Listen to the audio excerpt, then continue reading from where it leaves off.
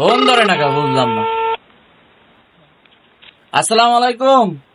ওয়ালাইকুম আসসালাম। কেমন আছেন আপনি? হ্যাঁ ভালো আছি, তুমি কেমন আছো? এই তো আলহামদুলিল্লাহ ভালো আছি। হ্যাঁ ভালো আছো না? জি আচ্ছা জি। তুমি কার সঙ্গে আছো? এই তো রনির সাথে আছি, রনি। ওই মাদার চোরের সঙ্গে? ওই কি মাদার মাদার চোর তো চোদ? এতই হারাম দাদা, ওই শুয়োর বাচ্চা, ওই তো লটির বাচ্চা, ওই সাহাচুদির বেটা মাগিল লিছা, এতই মাগিল লিছা। ওই হারাম যাদের আমি সামনে পাইলে একটা এমন একটা চটকানি মারবো। পারলে তুই শালা ঢাকা শহর মাদার আয়া চোর। দেখ খামারবো। ও তো সব শুনতে আছে আপনার কথা। শোনো তবে কি আছে, ওই মাদার চোদ ওই জায়গায় আছে নাকি?